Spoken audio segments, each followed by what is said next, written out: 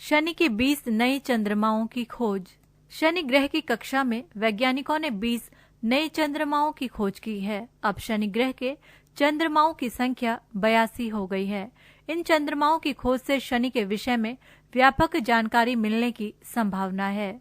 America स्थित Carnegie institution for science के अन्वेषकों के अनुसार नए खोजे गए चंद्रमाओं का व्यास औसतन 5 किलोमीटर है। इनमें से 17 चंद्रमा अपनी धुरी पर शनि के घूमने की दिशा से विपरीत दिशा में उसकी कक्षा में चक्कर लगा रहे हैं। इस खोज का खुलासा इंटरनेशनल एस्ट्रोनॉमिकल यूनियन के माइनर प्लैनेटरी सेंटर में किया गया। इसमें बताया गया है कि 3 चंद्रमा के घूमने की दिशा वो है जिस दिशा में शनि अपनी धुरी पर घूम रहा है। शनि के घूर्णन की दिशा में घूम रहे 3 में से 2 चंद्रमा छल्ले वाले इस ग्रह के करीब हैं और इसकी कक्षा में अपना एक चक्कर पूरा करने में लगभग 2 वर्ष का समय लेते हैं। वहीं विपरीत दिशा में घूमने वाले चंद्रमा में से सर्वाधिक दूर स्थित चंद्रमा शनि का चक्कर लगाने में 3 वर्ष से अधिक समय लेता है। खोज दल के नेतृत्वकर्ता स्कॉट एस शेफर्ड ने बताया, इन चंद्रमाओं की कक्षा के अध्ययन से उनके उद्भव तथा उनके बनने के समय शनि के आसपास की स्थितियों के बारे में जानकारी मिल सकती है। Shepherd Carnegie institution for science से संबद्ध है। अनुसंधानकर्ताओं का कहना है कि नए खोजे गए और शनि के घूर्णन की दिशा में घूम रहे 2 चंद्रमा शायद पहले कभी एक ही विशाल चंद्रमा रहे होंगे जो बाद में 2 हिस्सों में टूट गए। पृष्ठ संख्या 47।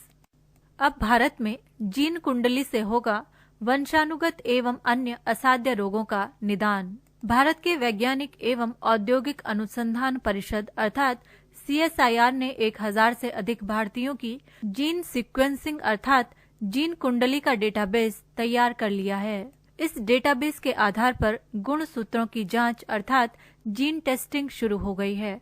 गुणसूत्रों की जांच होने से वंशानुगत रोगों एवं असाध्य रोगों के अचूक उपचार का रास्ता खुल जाएगा। दिल्ली स्थित प्रयोगशाला IGIB तथा हैदराबाद की CCMB ने ये डेटाबेस तैयार किया है। देश भर से 50,000 स्वस्थ लोगों के रक्त नमूने लेकर 1008 लोगों की समस्त जीन की सीक्वेंसिंग अर्थात अनुक्रम की गई है। जिन 1008 लोगों की जेनेटिक सीक्वेंसिंग की गई है उनमें 55 मूल वंश के लोग शामिल हैं। एक चिप कार्ड इंडिजन भी तैयार किया गया है। एक मोबाइल ऐप भी बनाया जाएगा। यदि कोई अपने जीन के डेटाबेस का रिकॉर्ड रखना चाहता है तो इंडिजन कार्ड में रख सकेगा। CSIR के वैज्ञानिकों का कहना है कि भारतीय जीन डेटाबेस तैयार होने से जीन संबंधी जांच ज्यादा सही नतीजे दे सकेंगे। जीन सीक्वेंसिंग का डेटा CSIR की लैब के पास रहेगा। यदि कोई व्यक्ति निजी लैब के पास जांच के लिए पहुंचता है तो उसके रक्त का नमूना लेकर CSIR के पास भेजा जाएगा, जिसे इस डेटाबेस के साथ मैच कराया जाएगा और देखा जाएगा कि जीन में कोई बदलाव तो नहीं है। पूर्ण जीन सीक्वेंसिंग का खर्च पहले रुपए 70 लाख था, लेकिन CSIR की प्रयोगशालाएं इसे रुपए 1 लाख तक ले आई हैं। लेकिन निजी प्रयोगशालाओं में ये 1.5 से 2 लाख तक में होती है। हो सकता है आगे कुछ कमी आए, पर जीन टेस्टिंग के लिए पूरी सीक्वेंसिंग जरूरी नहीं है। जेनेटिक बीमारियों के करियर अर्थात वाहक की जांच हो सकेगी। बच्चों एवं गर्भवती महिलाओं को इस जांच से फायदा होगा। जीन में बदलाव का पता चल सकेगा व बीमार के लिए प्रभावी दवा का चयन आसान हो जाएगा। इस जांच से कोई भी व्यक्ति अपनी वंशावली का पता लगा सकेगा। HLA टाइपिंग पता चल जाएगी, जिससे अंग प्रत्यारोपण जैसे मामलों में डोनर का चुनाव आसान हो जाएगा। जीन क्रम की जांच से देश में ही वंशानुगत बीमारियों का इलाज आसान होगा। अभी तक ऐसी बीमारियों में विदेशी जेनेटिक डेटाबेस का इस्तेमाल होता था। लोग जेनेटिक प्रोफाइल कार्ड इंडिजन आंकड़े रख सकेंगे। अधिक अंडे देने वाली मुर्गी की प्रजाति वनश्री विकसित। पोल्ट्री अनुसंधान निर्देशालय हैदराबाद ने छोटे किसानों की आय बढ़ाने के लिए मुर्गा मुर्गियों की ऐसी नस्ल विकसित की है जो देखने में बहुत आकर्षक है तथा अंडे देने की क्षमता बहुत अधिक है। ये रोग प्रतिरोधक क्षमता से युक्त है। इसका नाम वनश्री रखा गया है। वर्षों के अनुसंधान के बाद ये सफलता मिली है। अब ये किसानों के लिए जारी कर दी गई है। वनश्री मुर्गी की ये प्रजाति वर्ष भर में 160 से 170 अंडे देती है। साधारण देशी मुर्गी वर्ष में सिर्फ 50 से 60 अंडे देती है। इसका अंडा हल्के भूरे रंग का ज्यादा दाम पर बिकता है।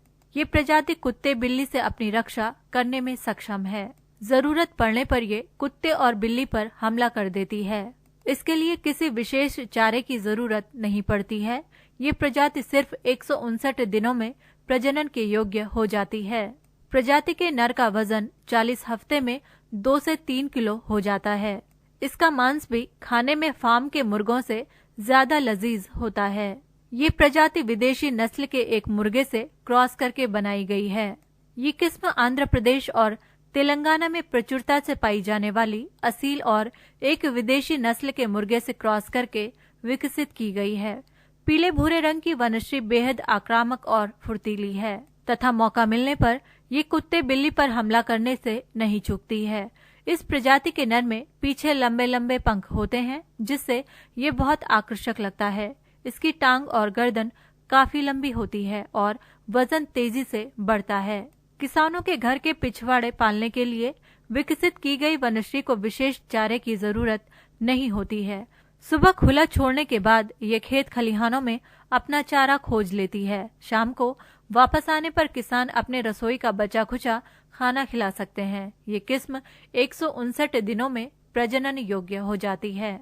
8 से 12 सप्ताह में इसका वजन 570 ग्राम से 1 किलोग्राम से कुछ अधिक हो जाता है।